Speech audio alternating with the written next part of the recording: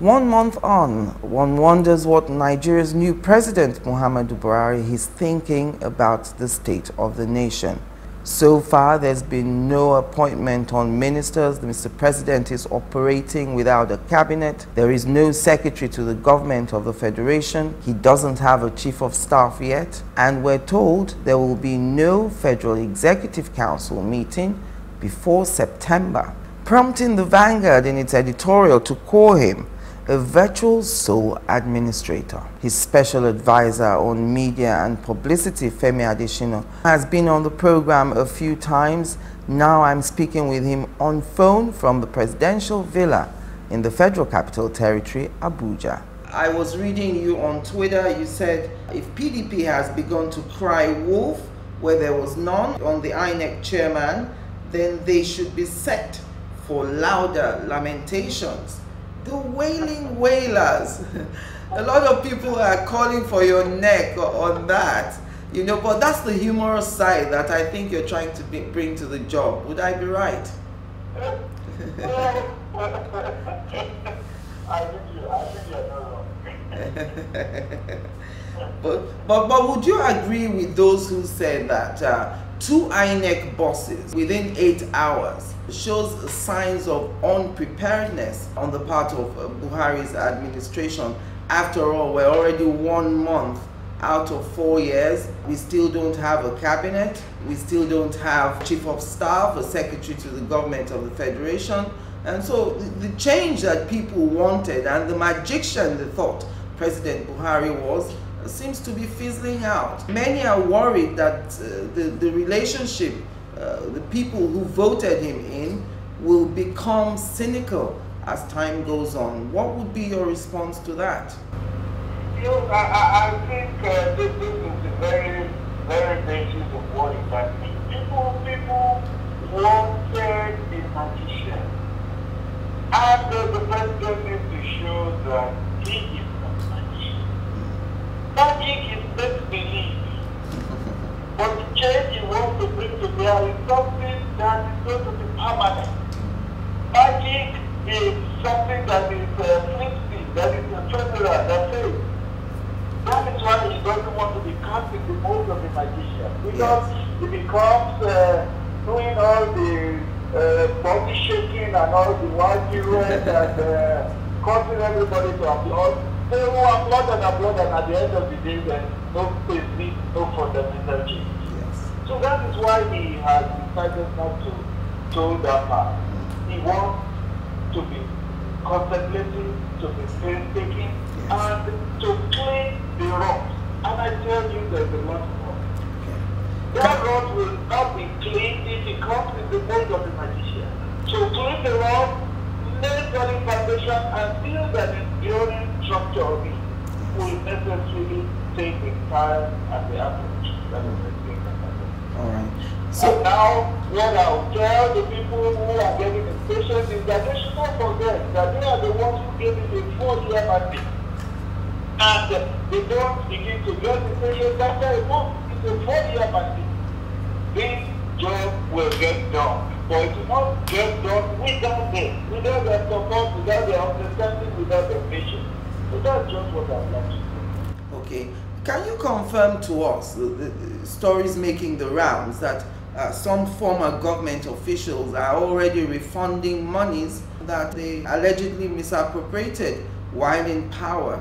Well, all I can say is that, yes, the administration is bent on recovering money, and it has very, very important leads on how these monies can be recovered.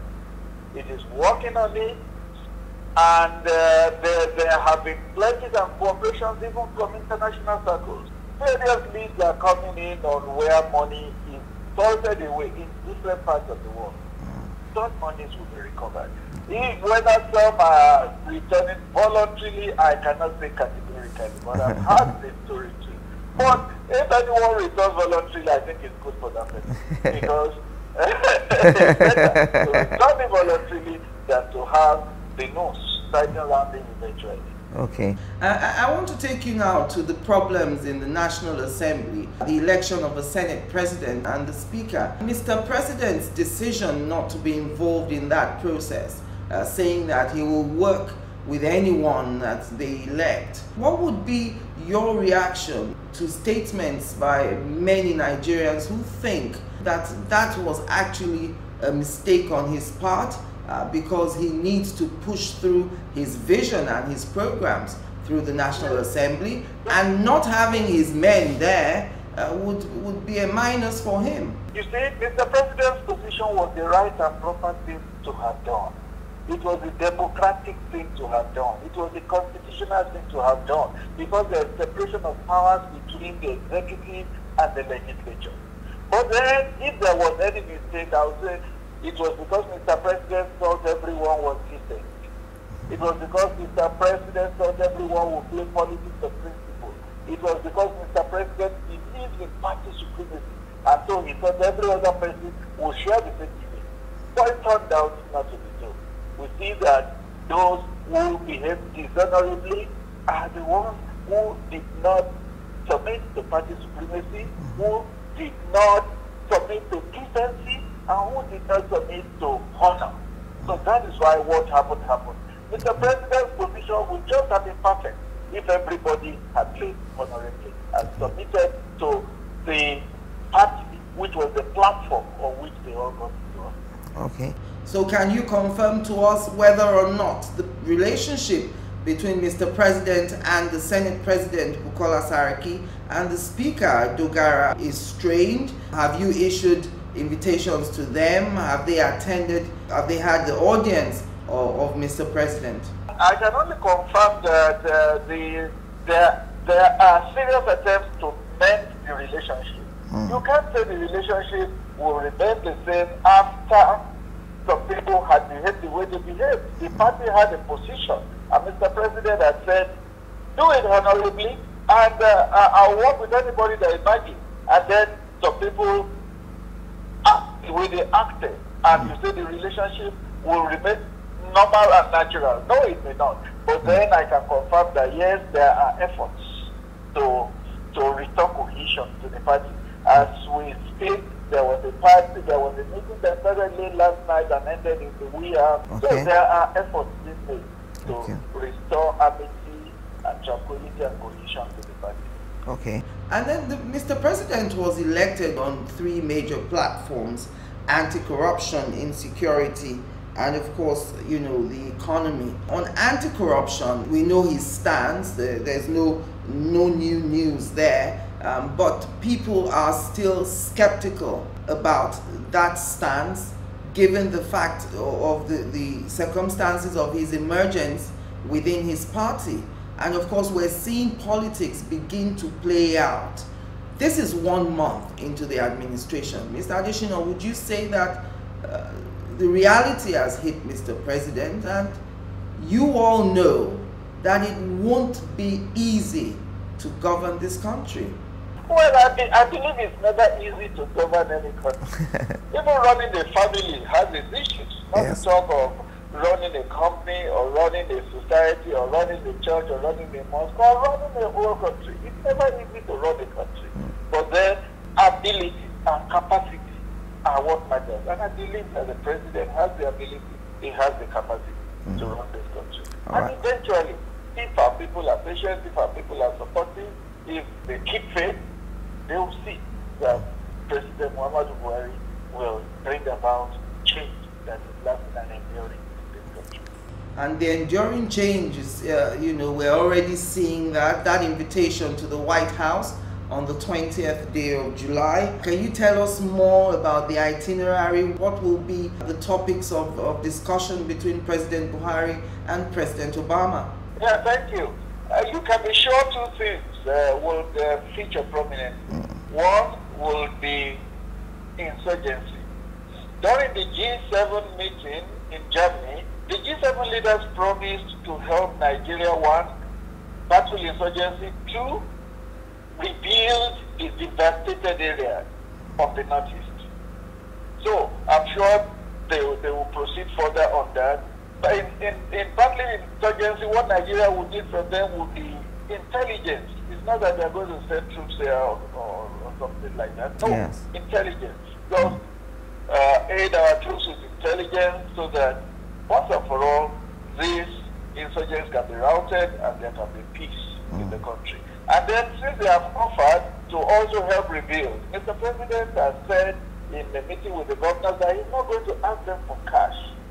Rather, he will want them to come in and help with the rebuilding of infrastructure. So I'm sure that will feature prominently. And then again, tracking stolen money. It's going to feature prominently in the meeting with President Obama. Our president has said it, that it was President Obama who even offered during the G7 meeting to help Nigeria retrieve stolen funds. And this meeting coming up July 20th, I'm sure that will come up again. And of course there will be other bilateral issues. But you can be sure that insurgency and anti-corruption are going to take pride of place on the agenda. All right. And the joint summit of leaders of Economic Community of West African States and the Central African States, that's ECOWAS and ECAS, that joint summit of the leaders due to hold. Can you give us a day on that yet? No, there's no date because the president of the ECOWAS Commission visited and told our president that that meeting was to have held in March. But because of our general elections, it had to be shifted forward. So I guess that they will agree to remain confident and comfortable for all the member countries that that summit is coming. And is Mr. President aware that Nigerians are eagerly awaiting his cabinet, his announcement on ministers? Very much aware, so very much. Or is this a way to cut down on the cost of governance? You know, as we're seeing a lot of the governors reduce the number of commissioners from 20-something to 13. You know that was even a campaign issue. That, the cost of governance will be reduced. Yes. So it's gratifying that it's even starting from the state. And you can be sure that in the presidency will likely see something like that. And the Constitution mandates the president to appoint a minister from every state. So it means that the minimum will get to the 36 states. But the Constitution is not insistent that all of them must be full ministers. And I know that what has been recommended by the Ahmed Joda committee is that there will be about 19 full ministers and 17 junior ministers. That will cut costs considerably if that is adopted by government. As the APC says, 1 month on, they think Mr. President has delivered. What can you say to those who are his supporters out there who are a little bit worried that his pace seems slow? I'll just adopt this quotation. Easy does easy. They stumble and run too fast. That's what I will adopt. Easy does it. They stumble and run too fast. Our situation now does not call for next. Rather, it calls for contemplative approach as the president has adopted. And I'm sure that all through yesterday he kept meeting different permanent secretaries who are briefing him on situations in their ministry. He needed all this information. He needed them. Even in appointing ministers, he needed all this information. Yes. When that process is completed, so you will see that he will come out with the standards of men that Nigeria can afford. So it's not as if because there are no ministers there, work isn't going on in the ministries. No. In fact, work is going on perfectly because permanent secretaries are heads of the bureaucracy in the different ministries. So they are running the ministry. Nothing is told. Everything is going on. There is a head of service in place. There are permanent secretaries in place. There are director generals in place. So the bureaucracy is running. And the bureaucracy is the heart of government. So it is running. Thank you very much. I'll leave you to get back to work, Mr. Adesina. Thank you.